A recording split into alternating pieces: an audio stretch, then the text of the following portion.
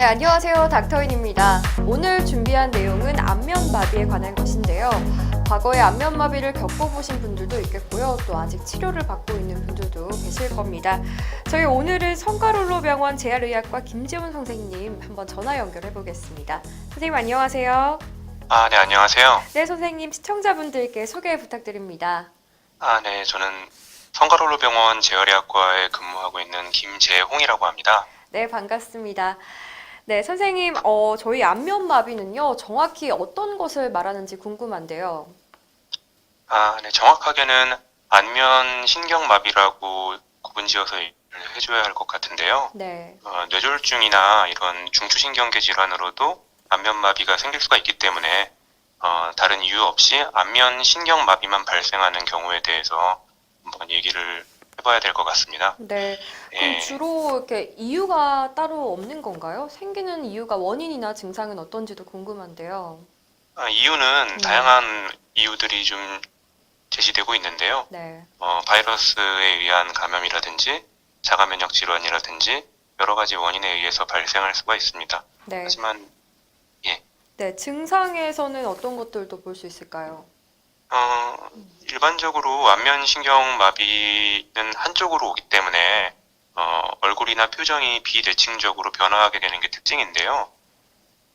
이마에 주름을 잡을 수 없거나 한쪽 눈을 감기 힘들다거나 입 근육을 움직일 수 없게 되면 미용적으로나 기능적으로 여러 가지 불편함을 겪게 됩니다. 사실 저희 안면마비 치료를 위해서 많은 분들이 한의원을 또 가시기도 하거든요. 이 침 치료가 효과가 있을까요?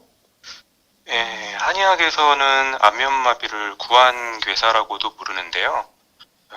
홍보하기로는 침이나 약침, 한약 같은 한의학적 치료를 하게 되면 후유증 없이 완쾌할 수 있다고 홍보하고 있더라고요. 근데 네, 특히 이제 초기 발생 후 3주간 한의학적으로 적극적으로 치료를 해야지 후유증이 없다고 홍보하고 있는데 사실 이 초기 치료 기간은 스테로이드 치료가 가장 중요한 기간이기도 하죠. 네.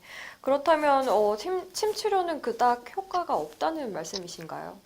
네, 이 한의학적 치료에 대해서는 좀 근거가 부족한 게 현실입니다. 네, 예를 들어서 안면마비에 대한 침 치료의 경우에는 네, 논문은 많지만은 별로 신뢰할 만한 연구가 없는 게 현실인데요. 네, 이 근거 중심 의학에서 가장 권위를 인정받는 코크란 리뷰에서 이 부분에 대해서 정확히 지적하고 있습니다. 네, 여러 전통 중국 의학 논문들이 안면마비 환자에 대해서 다양한 효능을 주장하고 있지만은 어떤 연구도 특이할 만한 결과를 도출해내지 못했고 연구의 질이 낮아서 신뢰할 수 없다고 단정지어 얘기하고 있습니다. 네. 그러니까 효과가 정확하게 입증되지 않았기 때문에 위험할 수도 있다는 것 같은데, 선생님 그렇다면은 올바른 치료 방법 정확하게 소개해 주시죠.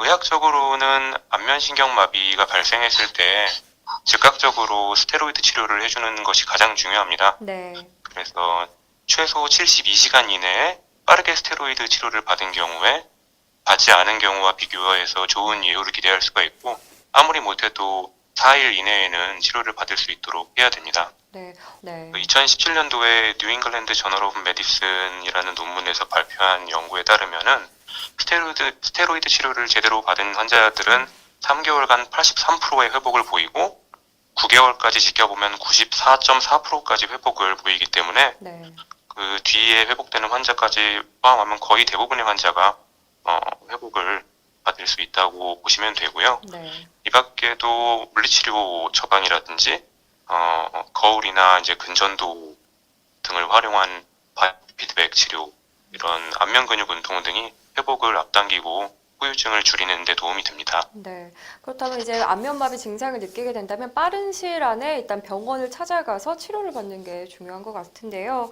선생님 마지막으로 우리 시청자분들께 주의해야 할 점이라던가 아니면 당부해야 할 점 있으시면 말씀 부탁드릴게요.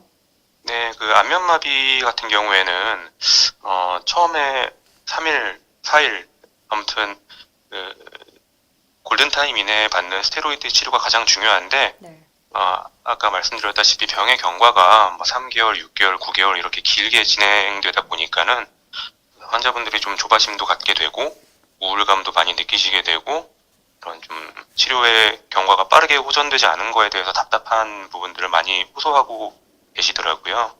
그래서 그런 부분들에 대해서 답답하고 이러시니까는 민간요법이라든지 다른 비의학적인 치료에 많이 의존하려고 하시는데 의학적인 치료를 신뢰를 하고 잘 따라가시면은 좋은 결과가 있을 거라고 생각합니다. 네, 알겠습니다. 선생님, 오늘 좋은 말씀 고맙습니다. 네, 네, 도움 말씀의 성가롤로 병원 재활의학과 김재용 선생님이었습니다. 지금까지 안면마비에 대해서 살펴봤는데요. 증상이 조금이라도 보이는 분은 골든타임 놓치지 마시고요. 어떤 치료가 올바른 치료인지 잘 판단하셔서 진료받으시길 바라겠습니다. 방송을 마칩니다. 시청해주셔서 고맙습니다.